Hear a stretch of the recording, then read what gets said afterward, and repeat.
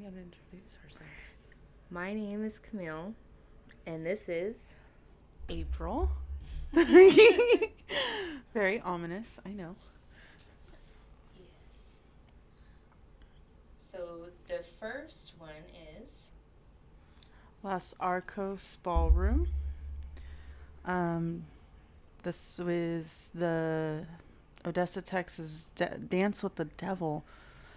Um, so, growing up in a Mexican family, I'm not sure if you had that experience. What are you trying to say?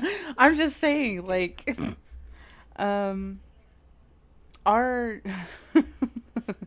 we were always told about like the lore and stuff, like just the scary things. Like we were constantly told things by like aunts and uncles and cousins and grandparents, parents, and all that like really no little kid had any business really. First of all, being we were told. doing the most anyway. um yeah, no. Just being told all that, which I think like my cousins and stuff, like I said, I can't speak for you, but like my cousins and stuff like loved scaring the crap out of me and Michael. Ooh. Like I remember going to like staying at like a Hotel 6 for like vacation and stuff, and my cousins would be like, "It's the Hotel 666." Oh. And it's just stuff like that. But I remember one specific story that I believe it was my grandfather that told me.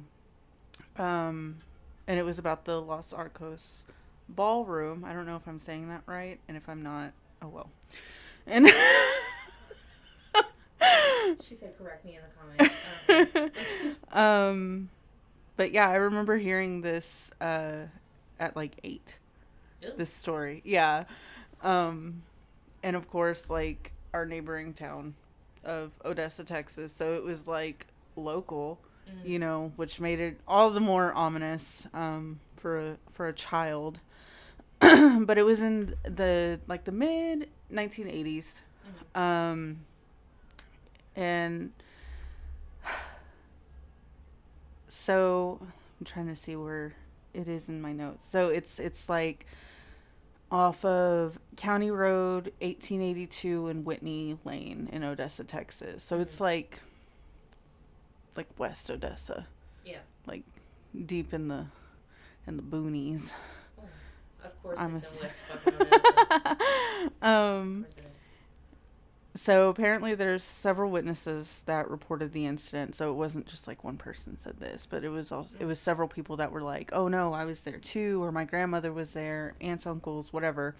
Um, so they go on to say that it was a hot night. So I'm assuming that it was like in summer, which I mean, it doesn't really start getting cold here at night until like December.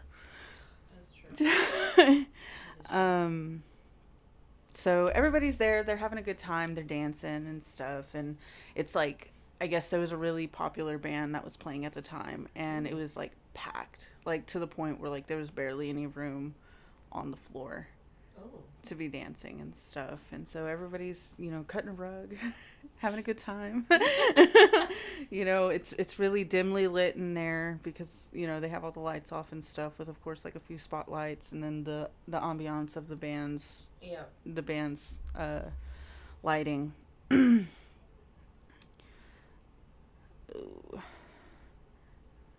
I suck at storytelling, I'm sorry. So anyway, so they're there, dancing, and I like that. and so this man appears. Nobody saw him walk in. Is he sexy? Oh, he's like I literally have it in my notes. Where is it? Right here. Book boyfriend handsome. Book boyfriend. Yes. So he pops in and he's literally like captivating. Like he's captivating. He's tall. He's wearing all black.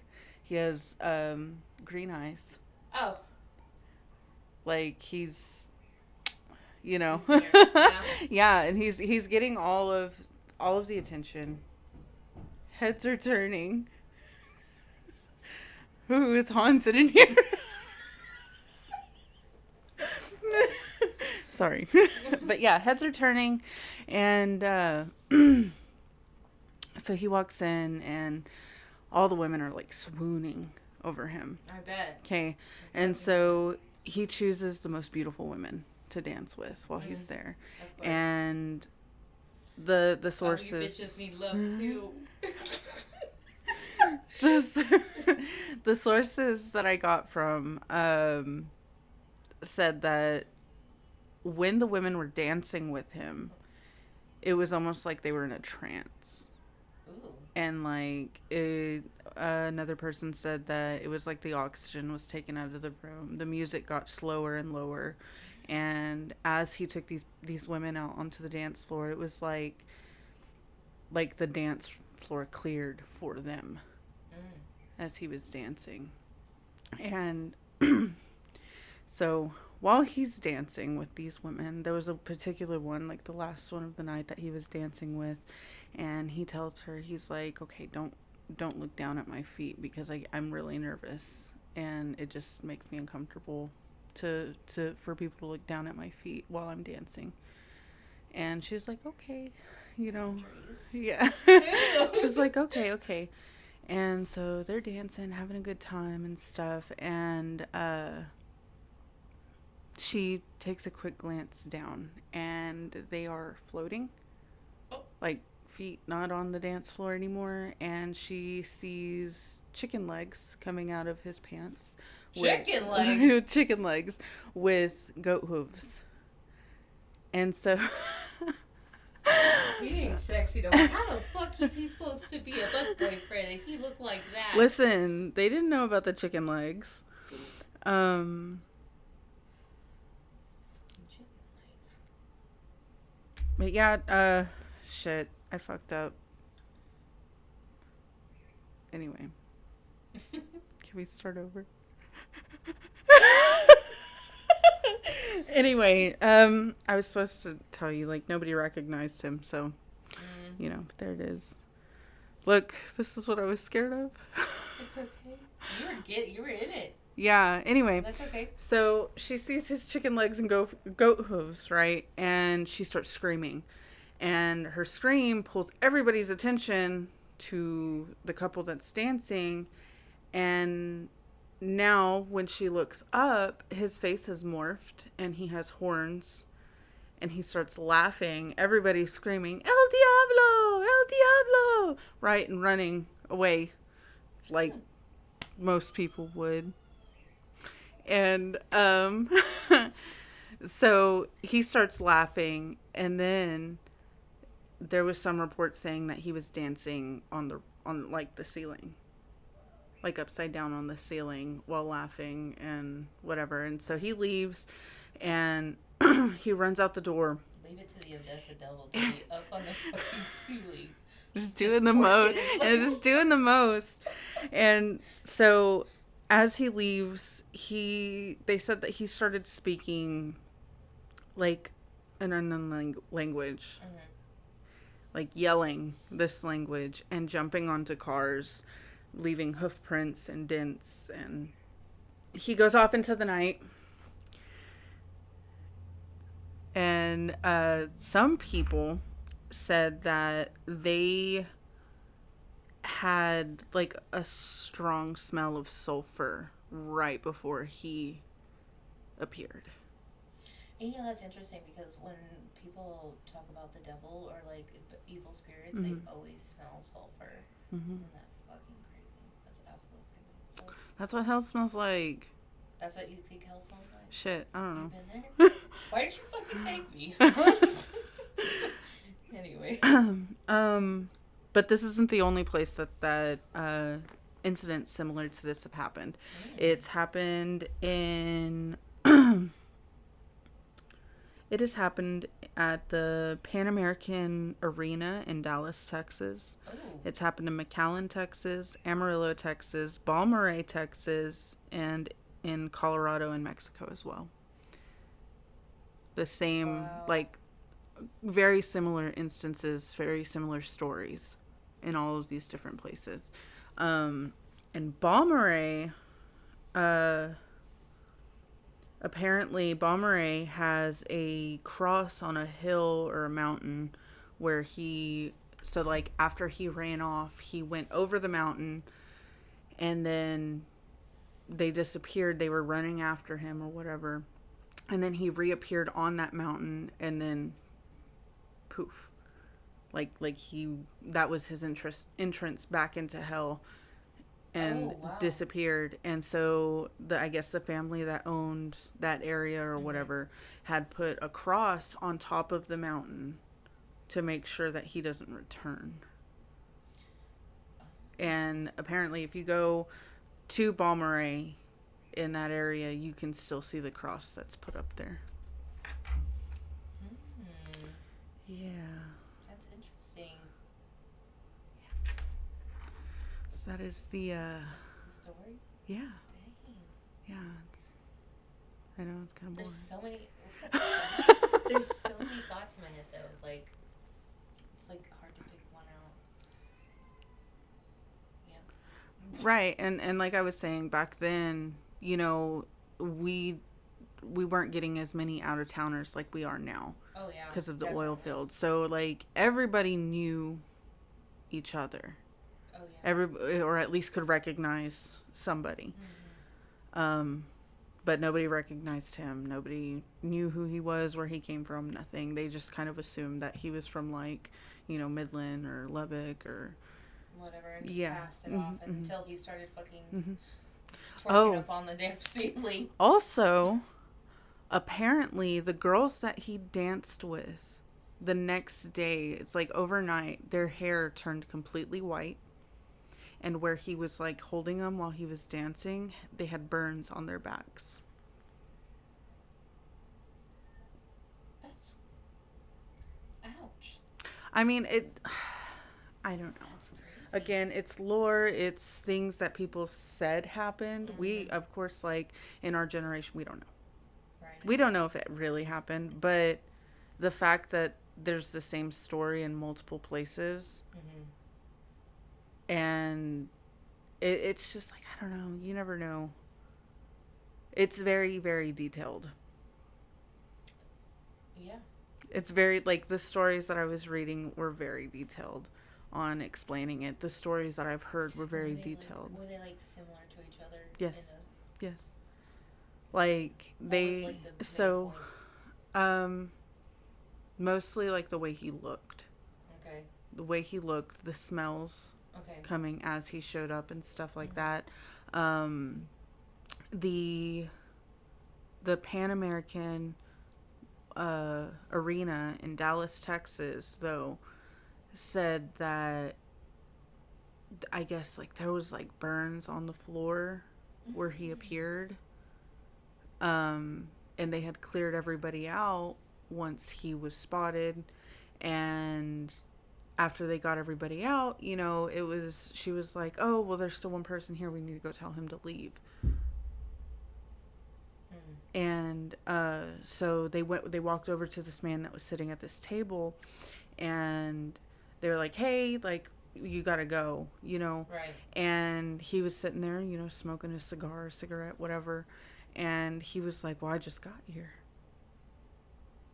And bitch just like and again, that strong smell of sulfur and everything. And this lady like looked to, I think it was like her granddaughter, her niece or something. And she was like, we have to go. Because again, the hooves and the chicken legs. I don't know where the chicken legs came from. I've never heard of the devil having chicken legs. But no, I've never heard the devil having chicken legs. Yeah. But that is interesting. Somebody gotta draw that and then send it to us. Yeah. The devil with chicken legs. With chicken legs. That's great. But yeah, so that's the dance with the devil in Odessa, Texas. I'm telling you, like, no good reason that some freaking 8-year-old should be hearing this story, but I fortunately we weren't really close with our family, so we didn't really talk much. Like, I didn't hang out with a whole bunch of cousins. And the cousins I did hang out with were my age. Oh no, ours were too. They're just Oh. assholes. Oh, well. I don't know if I can say assholes, but they were assholes. I've been cussing this whole time, so I yeah.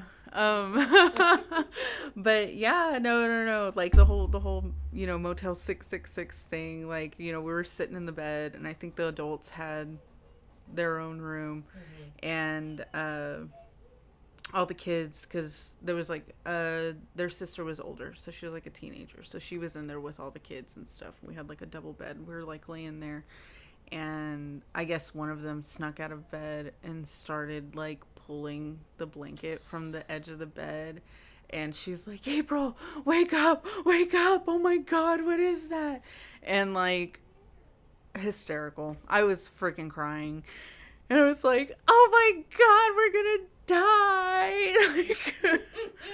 So that was my I think the only thing would be my older cousin. He would take me to scary movies. So at a young age, I've been into all that. So I don't know. I've never had that, but that's crazy. Yeah, that was so sad for you. that was my life. But I mean, like, now as an older person, like, I can look back and Like, yeah, like, laugh about it. At least you're a good sport. Now, me, I've been like, fuck you, don't ever talk to me again. I was such a frightened child, and it didn't help that I like would see things and all that, and so. It's just a thing. To them, it was a joke, and to me, it was like, I see things. Jesus Christ. Of course. So, my story is the Lake Worth monster. Try to say that 12 times in a row. Lake Worth monster. Fast.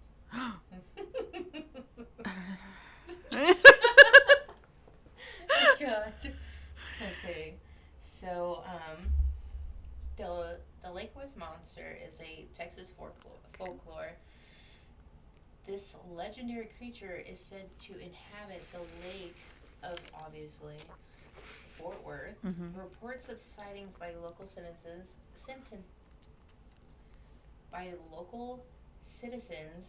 of a half-man, half-goat with fur and scales. How you have both, I will never know. So, like, did he live in the water? They think he did. Or around it, for sure.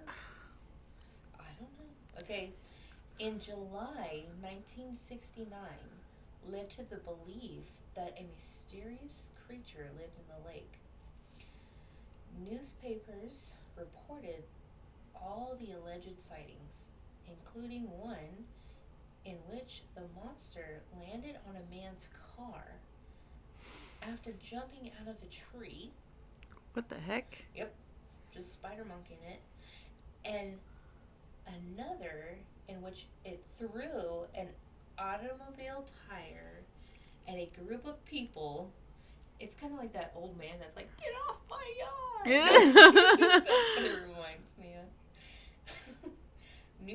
Newspapers also published a photograph of the creature by a guy named Alan, and locals began driving out to the lake at night to get a look at it, because apparently this picture was so legit that everybody wanted a part of it.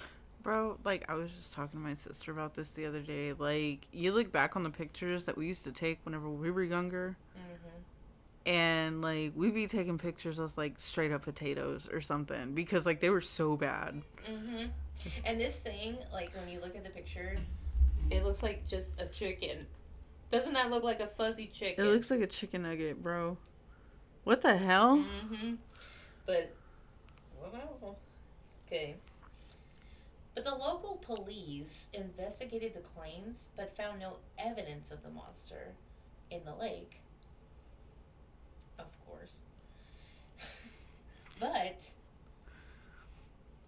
women. So other sightings, a woman was attacked July 10th of 1969. Nearly 40 people saw it the following night, and many sightings over the next months just kept happening of the sightings. See, Yeah, this man named Jim reported that he himself was 6'4". Okay, and the creature was easily much taller than him. Steffens claimed that the monster was at least 7 feet tall. That's a big monster. Many other eyewitnesses also claim that the monster is half goat, half man, and is covered with both fur and scales. So it's the same thing. so is the human part covered in scales? Because obviously, like, the fur part can't be covered in scales, so it's just like It probably is. it's like I have a goat butt and like mermaid titties. I would think, but You know, straight up scales, mermaid titties. fish titties, whatever you want to call Fish it. titties. Fish have titties. Some fish, I guess. Listen. I'm just like I don't know, man, because like I'm thinking like what is it called? What is that movie about? Oh my god, I just went blank. The They made a whole movie about it, and it was like a romance movie about a sea monster. Oh, Shape of Water. Yes. So it's like that up top and then just like goat butt from the waist down. I guess so. Or maybe it's just like chest area, scale. I don't know, man. There's so many. And I would suggest to look it up. It's hilarious. The drawings of it. There has to Top be notch. like some sort of like smutty book about this. And I guarantee you, like these old ass people that like told these stories You're the just one who's ready to go look up this smut book. I was looking up the fucking picture of the drawings. Oh my but god. like I just feel like a lot of people back in this time wanted some reason to be out there in the news. Mm-hmm. They want to be in the drama. They wanted the tea. Jesus. But there was theories of what or who the monster could be. A high school classmate wearing a tinfoil mask to scare people. What the? That's like What the hell? an unidentified man who just a man just throwing the tires. Just Bro, a whole ass man. That looks like that guy from that car insurance commercial. You know the caveman? Look, okay. An unidentified primate species that walks on two legs. You.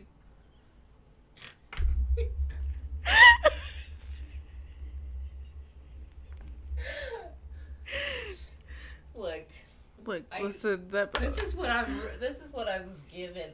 This is what I saw. If you took the first thing and ran with it, just say that, because that's what I did. Look at my notes. They's clean. Oh, mine weren't. I did them bitches in an hour. Listen, time management is not my thing. I see. It's okay. But in 2005, a reporter at the Fort Worth Star-Telegram received an anonymous letter from someone claiming to be one of the 3 high school classmates who, in the summer of 1969, decided to go out to Lake Worth and scare people using a tinfoil mask. And in 2009, Fort Worth, Texas magazine published a report about an unidentified man who claimed that he had been a predator of the I guess the guy who threw the tire. Yeah. So all those So claims, like he got the tire thrown at him? No, he's the one He who threw the the tire. tire. Yeah. Oh, okay. What a dick. I know. I'm telling you, dude, that picture. That is that car insurance, dude. Like, look at that. We'll have to pull it up and show Here, people. I'll save it. Yeah. But actually, it's so famous right now in Fort Worth, and people who are listening or watching, please let us know if this is actually true. Get this. Since 2009, the 40th anniversary of the sightings, that they literally have a Lake Worth Monster Bash each October every 4 years. Why every 4 years? It's like a leap year. So apparently, they call him the Lake Worth Goat Man. Yeah, that's another name. So does he have like goat feet? Or like which part of him is goat? I guess the horns and then the lower half of it. What the fuck? That's somebody's smut right there. You know it. You can save that picture too. He is. See, look. Look, you're gonna sit here and tell me he doesn't have titties? Okay, he got titties. What do you want me to say? I just didn't know. I mean, like, I guess that picture makes more sense. Than what that photograph is. Yeah. But. Well, I mean, like this picture makes. A whole drawing. This picture makes more sense than, you know, the whatever caveman insurance guy looks like. Like, I like this one better. It's spooky. Yes, it is.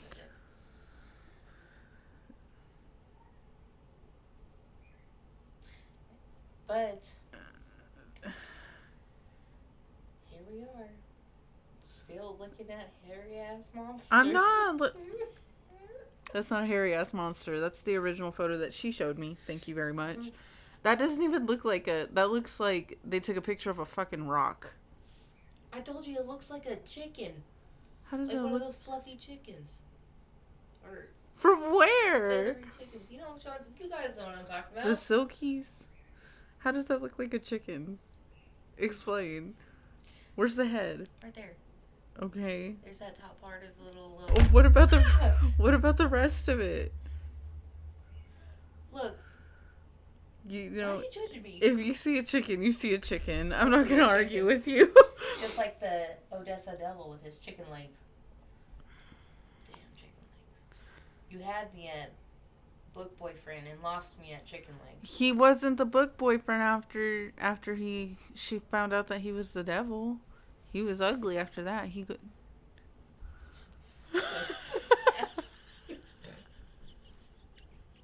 No, you just did not. Yeah, that's a.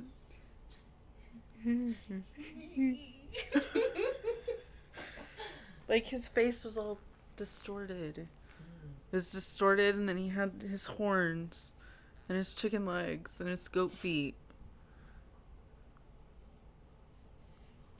I'm done with this conversations now.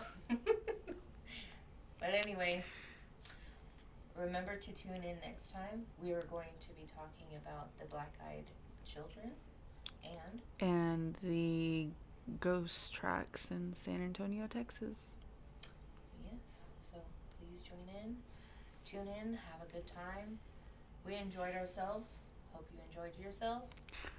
Listen, we're out. Maybe I'll be a little bit more prepared next time. Bye. It doesn't click on there. Mm-hmm.